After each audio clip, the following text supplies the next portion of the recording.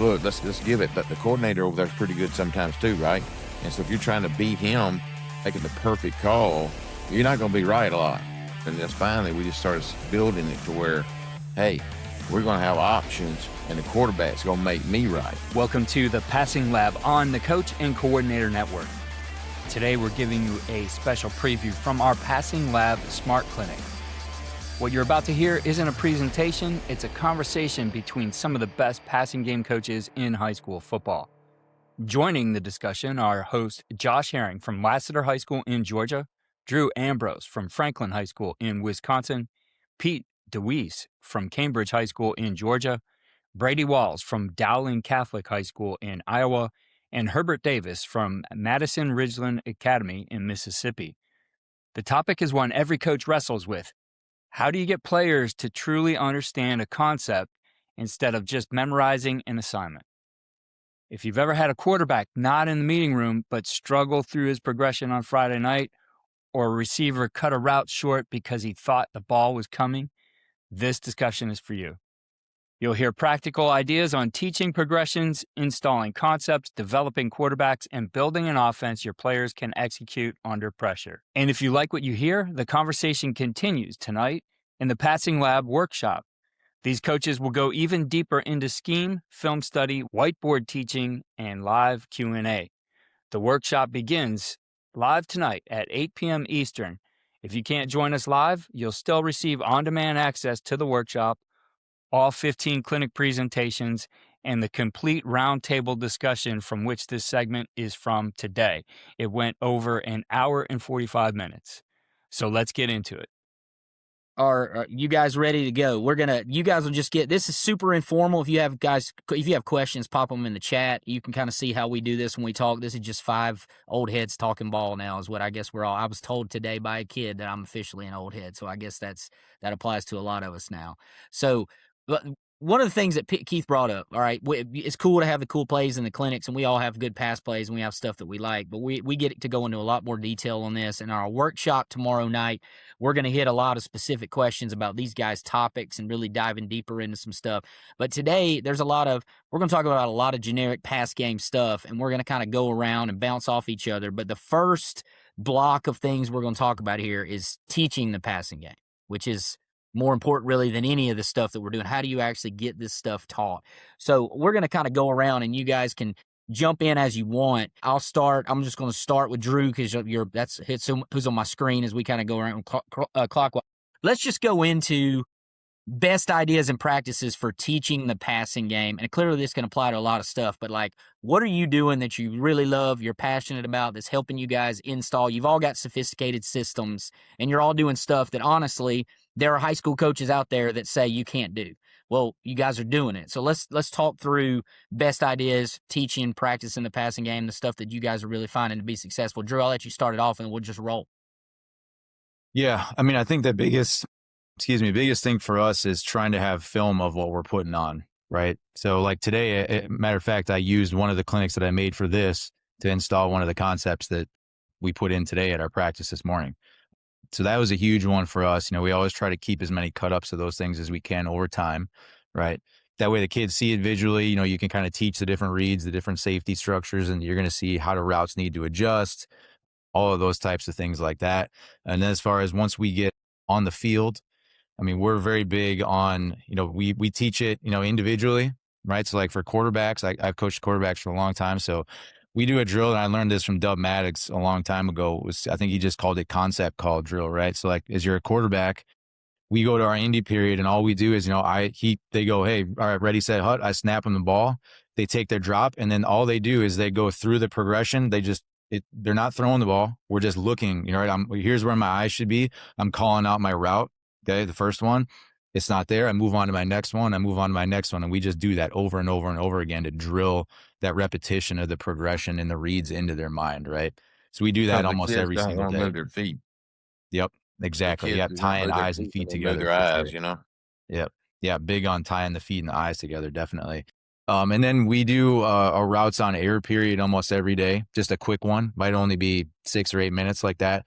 And it's just a great way to go through new install, right? Work on getting your landmarks, see where you need to be. Okay. for both QBs and receivers, right? Tight ends, any of those guys. So we're doing the same things, right? So we've built it from the quarterback perspective of that concept call drill. Now we're coming together with the other positions. We're doing it.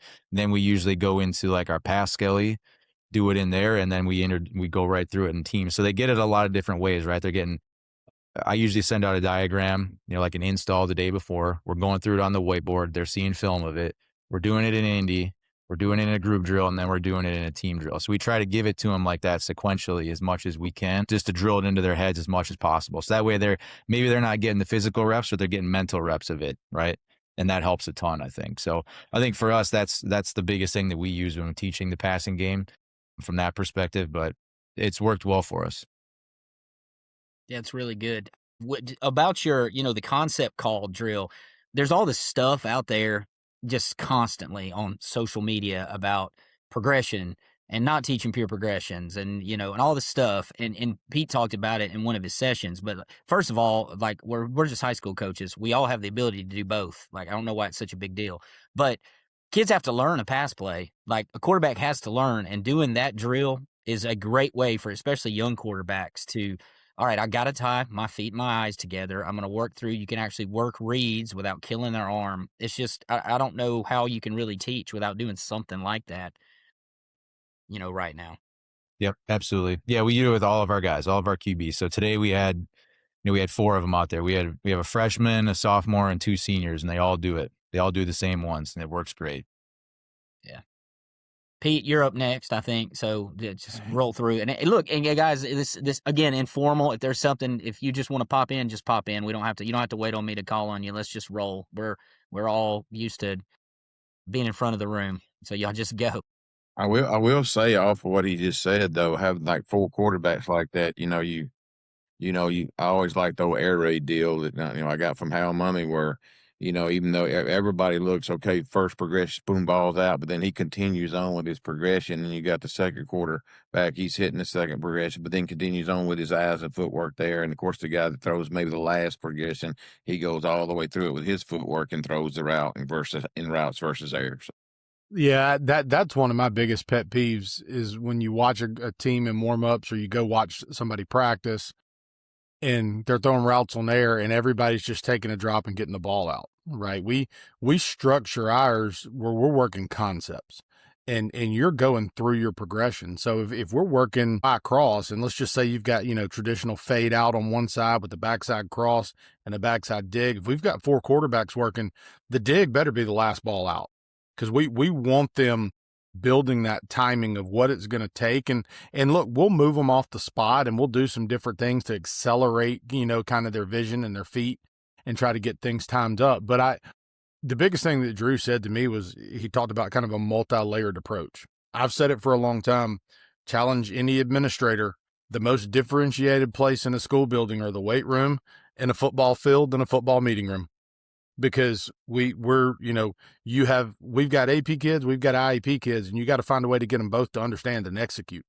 And so for us, for me specifically, it's all in on PQD and everything gets diagrammed. It gets sent to the kids before we plan to install. Then we're going to meet with them either as a position or as a big group, and we're going to install it there. And then at some point during practice, not only are we going to drill those skills, we're gonna make sure that we answer any questions and that we rep those skills, and then we're gonna go do it as fast as we can against the best look that we can get. Because that's, to me, that's how you really are kind of able to ingrain that. And it doesn't matter if it's run game, pass game, whatever. That's how you can get all your kids to understand that you can problem solve before they're under pressure to perform, right? And the more you can do to give them those different opportunities and different ways to learn, I think the more likely it is that you're gonna see kind of the collective pick up on it and grasp it and be able to execute it. No doubt. And I love where you guys talked about routes on air. My pet peeve about routes on air, like that's a great one. My pet peeve about routes on air is when guys are lined up routes on air and the quarterbacks are almost hash to hash. Like the pocket is uncomfortable. You guys should be tight. Like it is not fun in the pocket. You don't have a ton of room. You may have to actually move to be able to throw a ball. And that's a great lesson about if I'm not taking a drop, if I'm not hitching or working my steps properly, well, this guy's in the way. So it's forcing me to step through and throw check downs. And you can even incorporate, I've seen guys even incorporate the last throw being sort of an off platform type thing. So you can do a lot of stuff. You can coach Indy in routes on air. You don't have to have 4 coaches just stand around and watch the kids play catch. That should be an intense coaching period also as you go through it. And I know sometimes we don't get to the 4th guy in high school football, or you hope you don't. You hope the ball's already out, right? Because you hope you caught a good play and the ball's already out. But, I think also teaching the receivers. If I'm the 4th look for your quarterback, how many times have you coached the guys and he's trying to hurry up on the route on the backside and like, son, maybe take it a little deeper. Hey, do a little, I always call them, hey, take a little juke, buy you a little time and set it up where you coming out. Maybe it's a curl or whatever, or like on Y cross, getting there too early or whatever. But, just get them to understand that maybe it is levels. Brady on the backside, like I call it LSU, like they're running back in 2019, but that last dig on the backside, he's got to get deeper and more sure, so you can teach that too as well, that understand how you're not getting it right now. Slow down by time to get to time of the route too for the receivers. So, yeah, we deal with that same thing all the time, man. Like even today, our younger guys, it's like I think it's a youth football mentality, right? Like if I'm the first guy that gets open, I'm going to get the ball. Like they get that in their head, and we constantly have to tell them. Like we have a sophomore at X right now, and he's the backside quite a bit in the stuff that we're working this week, and it's just constantly like, dude, get to your 15 yards, man. Like you don't need to cut it at 8. Like you're there too early. It's just constant. We've all been in the stands at a college game. We've all been at a college game or at a bar in the living room where he's open, throw it to him. He's nowhere near the progression. Court ball's out well before he's there. Your receivers, they think just like the random dude sitting 2 rows behind you.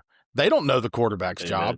I mean, I'm a big believer, especially in years that I've had very young receiving corps, of getting them to understand where they fit in the progression and how important that is to understand. Love all the drills. We do the same ones. One of the things I started doing in the off season, because of all the things you guys are saying, is when we install a play, I'm installing it 1 route at a time. And every single receiver is learning, okay, here's first read for the QB. So maybe it's like I said, we'll say levels. You're the inside fin route in 3x1. You're all going to run a fin route, and then we actually throw it. So we teach it, and then we throw it. So everyone's, it's a fin, it's a fin, it's a fin, it's a fin. They all hit it, and they know that's the primary. And then, okay, all right, let's go to number 3. Everybody's going to run the 10-yard wrap, the dig, whatever we want to call it. But now the QB knows, okay, this is second, the progression. I'm still here to here, here to here. And then the receivers, it becomes immersed in, here's the spots. And now, not only that, I can play him at every spot. That's the other thing that I'm a huge guy on. I think everybody should learn the whole play. And I get it. There's some kids that might learn a little bit differently than others, or it takes them longer. I feel like the better they understand the whole thing, they'll be better at their piece of the pie. Something that we did today, and I hate, I hate to even bring this up because I feel like it's cool and unique, and like a lot of people won't go to this level to do it. But it's sort of, we'll call it, today we had a midterm, okay, in our meetings. And it's not, because Georgia, we start so dang early. It's not really, we're really more than halfway through. But it's, let's say it's a midterm. Well, what we did when in my AP Econ classes, so Pete brought up, you have to teach, we have some really smart kids at Lassiter, but you also have kids that struggle. And in my AP Econ class, if a kid wants to, how we learn graphing, which they have to do, is they have these marker boards on their desk, and they have to learn to draw a perfect competition graph. And I have instant feedback because I'm watching them and walking around the room, and I see, hey, this graph sucks. Well, we took every skill kid we have, and we got marker boards. They each had a marker. And what we do, I pop up a play call on the screen, and they have to draw every skill guy's job. And for the quarterbacks, it's easy. They've been doing that, but like you really quickly learn who really knows this stuff and who doesn't. And it's, I mean, like there's no way to hide about it. You can even call a kid and make them draw. If a kid can draw it, then they know it and they understand it. Now, you don't have time to always do that stuff, but especially in the off season, it's a really, really good way to check and see, okay, do they understand everybody's route and what they can do? And then you can give feedback, and now you pop it on the screen correctly drawn, and you go, all right, let's coach this up, and you can ask individual kids. that's been a really, really good thing for us at a couple different programs, and making sure that there's at least some understanding that's building from, your top level kid. If you're like, Coach Davis, and you've been in a program for a while, you're going to have kids who've been in the same system. That a senior is way, way, way away from where a freshman's going to be. If you're in a new system, kind of everybody's on the same page. So you have to be able to elevate those guys and what they learn, and they get bored and they want more, and they want to know, the why behind stuff. Whereas other kids are like, can I just run one play and get lined up? So you really got to evaluate that stuff, I think, all the time in your program as you go through. Just how are we teaching? Is it being effective? Do we know that kids know when they nod their head, say they know something, No. Because, I am coaching the dark side now, and we are putting a whole new system in. So our offense is over there kicking our butt right now because they know what the heck we're doing, because we've been doing it for 13 years. But defense, it's a whole new deal, and you'd be surprised we've gone halfway through spring and now June. And a week ago, we just finally sat in there and said, hey, so what I'm learning is ask questions. Quit telling them. Ask questions, make sure they understand the whole thing, what's going on, because they will not say one thing, they'll shake their head, but they do not know what the heck's going on. So I think just getting them to open up and talk and understand, and getting our coaches to get them to do that, because we assume that they know, but they'd be surprised what they don't know. But anyway, I don't know if you said it, Drew, but like one of the things we'd like to do too is go out and walk through. So I think our guys learn way more through walking through than they do almost on film, because I think there are nowadays more visual learners, and I am too. But so like you said, Pete, show them the playbook, show them the film, Drew, go outside, walk through, drill it, all that stuff. But I'm like you, Brady. I like to teach the individual routes first. Okay, get great at those individual routes, and then say, hey, that's going to be on this particular concept. You're running this on this particular concept, and then get really good at those and start, putting it all together. The same way we would our tempo and RPOs. We'll teach our quick game first. We'll teach our base runs, and then now we'll tag those to it to build our RPOs. We'll do the same thing in our passing game, because what I found, like my bad years, is when I like to really think I can coach and know a lot, and they don't know crap, and we run too much stuff. And now our best years, I go back and look at it, because this is my 35th year. My best years, I go back, our best offensive teams, man, we had 4 to 5 concepts. We worked them great, and we had tags off of those concepts, and we had a good quick game to go with it, which now, as for us, that's a lot of RPO too. So to me, I think, like you say, I think you got to build. It's kind of like teaching a base block, man. You got to teach the base block before you teach anything else. I think you got to teach your routes before you teach the whole concept. The other thing I love about it too would be just like the Drew's doing, the concept call as you graduate through that and you learn the basic progression. Well, now Drew could be like, hey, it's cover 0. Where am I going with the ball when it's 0? So like, where's my alert? Or where's my release? If it's man, what's the adjustment? I mean, I think there's just little things as your QBs then graduate beyond just, hey, what's 1, 2, 3, or rhythm, read, rush, whatever system you use. I think now it progresses to, oh my gosh, we start to recognize those man beaters or those opportunities to hit big plays earlier because you're putting it in. And then same thing, we're teaching those single routes. We'll teach the adjustment. Hey, if we got a corner called here, if you're capped, here's the adjustment. Now it's uncapped. Here's the adjustment. And we throw all those things because now the kids start to see, hey, it's not just a locked in play we're doing. There's some different things we're going to do reading on the run, but they start to see those adjustments literally from day one. But I think you build it, when you're talking about the whole passing system, I think, for us, we're going to build it off of space, and we're going to build it off a wide cross. We're going to build it off the vertical choice. That's going to be our bread and butter. We're going to build it off of mesh. Those are going to be 4 of our major concepts, and we're going to learn those 4 major concepts really, really good. And then we start teaching now our vertical switches in our tags off of the cross route. That's been so good, like our option. Now that's going to be a major deal for us off of crossing concepts and stuff like that. So, But I think you get those base downs and build those first. That's week one. Get that in, start getting great at that, and then you can start tagging as you feel good about it. It's kind of like I told our guys on defense today. Hey, tomorrow we going back to our base stuff. We got to get great at that before we start worrying about, as much as we want to add something else and do something else. We all know it's really not. It's all about the execution. It's really not about the amount of scheme. To me, it's about how well you execute. No, I fully agree. And a lot of that goes back to my experience as a defensive coordinator. I mean, Josh said I shut him out once. He also lit me up several times, right? And he'll tell you that probably preparing for us when I was coaching defense, we were not overly complicated. We were predictable where we were going to be. And I'm a big believer that you have to have a home in what you do. You have to have something that your kids believe in, that they're comfortable doing, and that in chaos, you can always go home. Right. And so I feel the same way about in the passing game. You have to have, and in the run game, you have to have things that your kids know so well that if the look changes, if what you've prepared for all week is suddenly not what you see under the lights on Friday, your kids understand how to execute as that picture changes.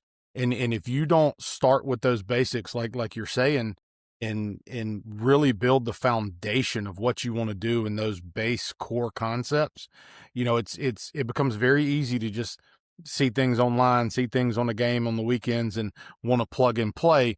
You better have something you can always go back to where your kids are going to be comfortable. And it has to be something that you've spent that time really teaching and developing that comfort in that concept. To me, when I want to build a passing game, I want to be able to beat everything I see. So when I build a concept, right, I want to try to build it to where if my quarterback reads it right, we got a chance versus anything we see. So to me, it's all about giving your guys. That's why I love choice routes. That's why I love option routes. That's why I love all that stuff. You're giving your guys chances to win, number one, but then you're also giving your quarterback a chance to deliver the ball on the field according to what it is, or whatever. If it's a swipe read, as Coach Hall calls it, or it's literally a one high, two high progression or whatever it is. But I just think you got to get more take those 4 or 5 concepts and get great at them and get great at beating anything you can, because they can adjust, like you say, according if it's a readable route, like a lot of ours is, or your quarterback knows where to go with the ball. I always say, hey, take it off the quarterback, up the coordinator, right? Because look, let's give it that the coordinator over there is pretty good sometimes too, right? And so if you're trying to beat him making the perfect call, you're not going to be right a lot. And I learned that versus playing Jackson Prep line. Ricky Brack's a long time head coach here in Mississippi, probably the winningest coach. And they gave us so many looks, and we've tried to call perfect call. And just finally, we just started building it to where, hey, we're going to have options, and the quarterback's going to make me right. And so, and take it out of the play call as much, instead of build the system, build the concept, build the RPO run game, whatever, to where the quarterback, you can now coach the quarterback. So, and keep it simple. It's what you just talked about is that's so important in the passing game, in that there are still guys I talk about it all the time, but there are still guys that don't believe that the kids can do that and that you can let the quarterback bail you out, or let the kids in reading routes, when we were letting a quarterback in triple option offenses make every possible decision you can make, and like that we've been doing that forever. So that's something you can do. Pete, the "in chaos you can always go home" quote is an elite quote. I'm stealing that. I may put it on a t-shirt. That's a really good quote. That was just part of the conversation from the Passing Lab Smart Clinic Coaches Roundtable. If that discussion challenged the way you think about teaching the passing game, there's much more waiting for you inside the full clinic. You'll get all 15 on-demand sessions, the complete roundtable discussion, and tonight's workshop where Josh Herring, Drew Ambrose, Pete DeWeese, Brady Walz, and Herbert Davis go even deeper into concepts, film, quarterback development, route teaching, protections, and game planning. Whether you join us live tonight or watch on demand later, you'll have access to every session. Visit the link in the show notes to get instant access. Thanks for listening, and we'll see you inside the Passing Lab.